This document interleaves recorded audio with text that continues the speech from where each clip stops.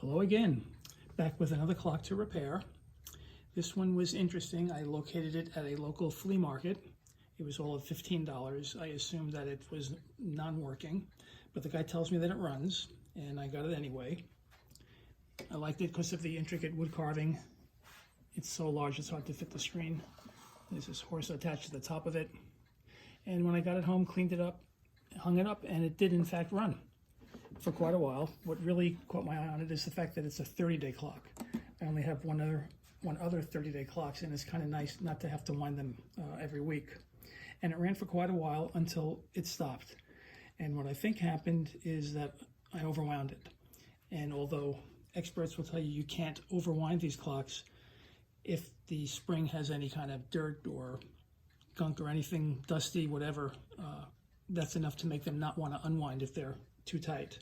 So what I hope to do is figure out a way to take the mechanism out of here and let down the spring, maybe clean and lubricate it if possible, and get it running again. It's interesting because it also has a date on it. And what really caught my eye is the fact that it says Little River, 30-day, made in Japan. I tried looking that up, I couldn't find anything. But there's a label on the inside here, and it reads, American Clocks with a History, Hayden and Trapani Inc., Manufactory, 415 East Main Street, Port Jefferson, New York, which is not that far away from where I live. And I was able to find the address, and there's a business there. I called them up. It's actually a clothing store now. And I asked if there was ever a clock store there before, and they said not to their knowledge. What I think this company did is they ordered clock mechanisms, obviously from Japan, and I'm thinking they made the cases and just assembled everything. So what I'm going to look to do is try to remove everything from here and see what I can find.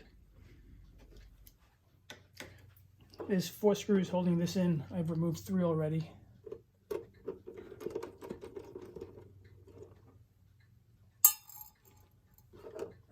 Okay. Next, I'm going to remove the hands. Small nut here.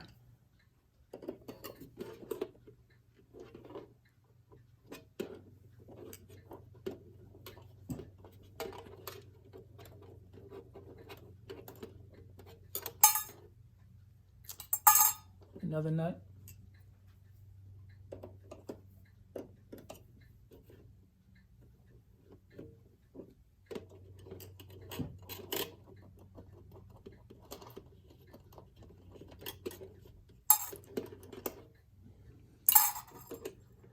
Now, a few screws around here I see.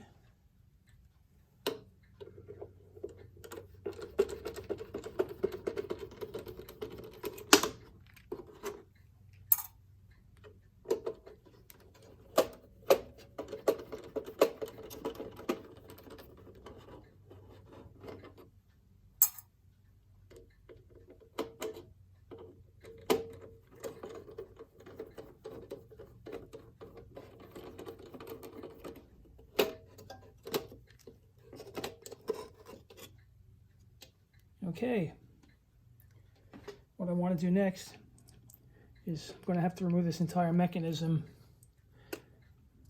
It might be pretty easy to clean these springs because they're not housed in a whole little, container. They're open, so I do see several screws down here. It'll take a while to undo all of that, so once I have it removed, then I can proceed with it. And just to be accurate, when I refer to the little housing that holds the spring, it's really called a drum. It's a mainspring drum. This is what one looks like. And usually they're enclosed on both sides. And unless you have a mainspring winder, you can't really take these apart, remove them, clean them, lubricate them, and put them back in. But because this is open, I might have a chance to do that. Anyway, back to removing the whole mechanism. Once it's out, I'm going to move it over to my workbench. You'll see it better from there. Okay, I've got the whole mechanism out, and what I have to do is let down the spring. And it's kind of difficult because on most clocks, when you take out the movements and you flip them over, there's a little part called the click, which that's what making the clicking sound when you wind these up. And from behind it, it's pretty easy to free it up, and using a letdown key, you can unwind the spring and do it safely. This is a letdown key. Now, what I found is on the inside, and I'll try to show it, but it might be hard to see, the click is right down in here. You really can't see it, but I'm going to try to turn the arbor just a little bit, free up the click, and then see if I can let the spring down. And I'll try to show it, but I'm not sure how much of it you're going to be able to see.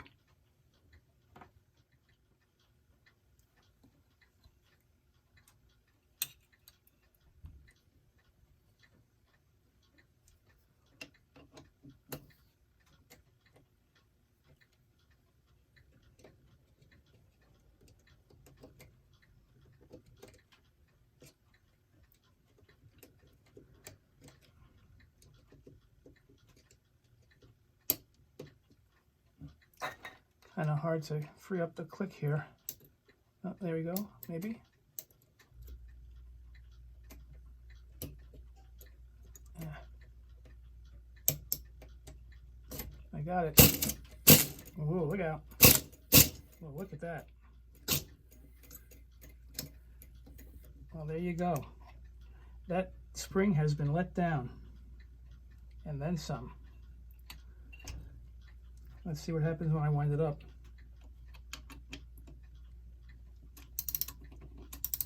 Okay, what I can do now with these gaps in here, I'll try to go in there to clean them up a little bit. I can use a little Q-tip. I might be able to get in here a little bit for that. And then using some synthetic clock oil, try to lubricate it.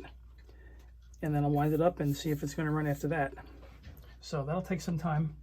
I'll work on that. And once I've had this cleaned and lubed as best I can, we'll see what happens when I get it back into the case. I got to show you this. I tried to let it down just a little bit more, and all of a sudden a big part of the spring just shoots right out of here.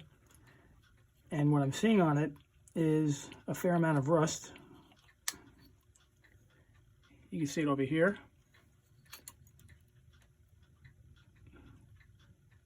A lot of dirt along here. And I'm not going to try to wind it up. I'm going to try to clean it like this. And then hopefully when I start to wind it, this will all go right back in. So we'll see what happens. Let me get to work on it. I finished cleaning and lubricating the spring. I went online to look for some videos on how it's done. All the ones I saw had the spring totally removed from the clock and stretched out. It was being cleaned with kerosene, with mineral spirits, and I'm not getting that involved with this one. I did use a scrubby sponge to get the rust off the outer edges, and then Q-tips to kind of get in and remove whatever dirt I could find. There was some, but not a lot. And then lightly oiled around the edges as well. And what I want to do next is see if I can wind it back up.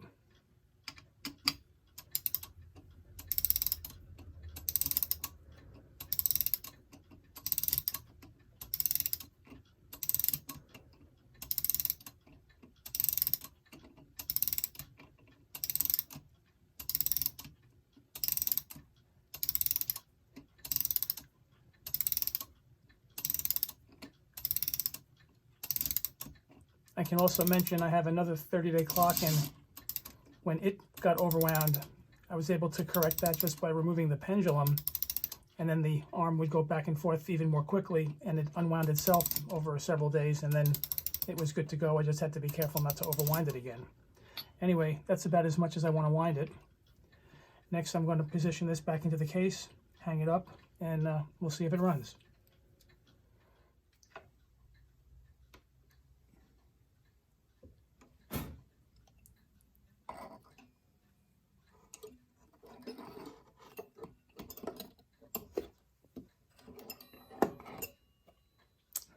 Okay, it'll take me some time to secure it with all the screws again. Once I have it in, we'll put the dial and the plate back on, and then I'll look to hang it up. The mechanism is secure. Let's get the dial on.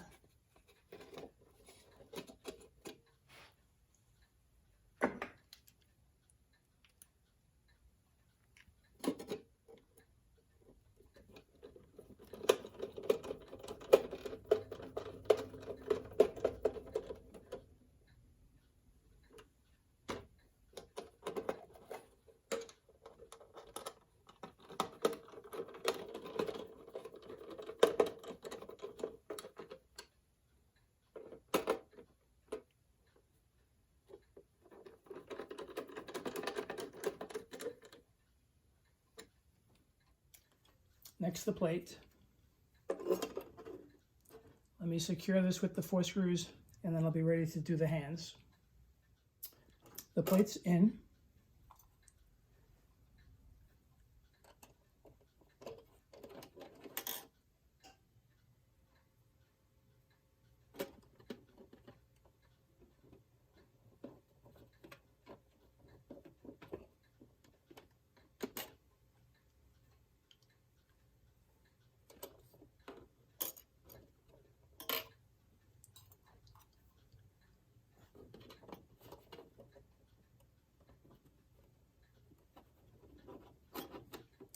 I'm pretty sure that was the time that the hands were set when I removed it.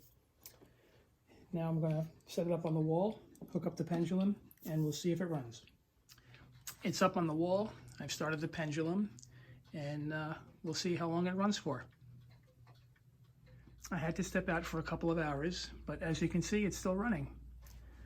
So there you have it. It's the Little River 30-day wall clock with a Japanese movement. It's an American-made case, and I hope that shows one technique to let down a spring and clean and lubricate it.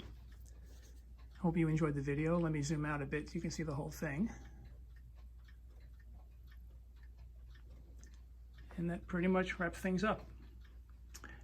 Bye for now.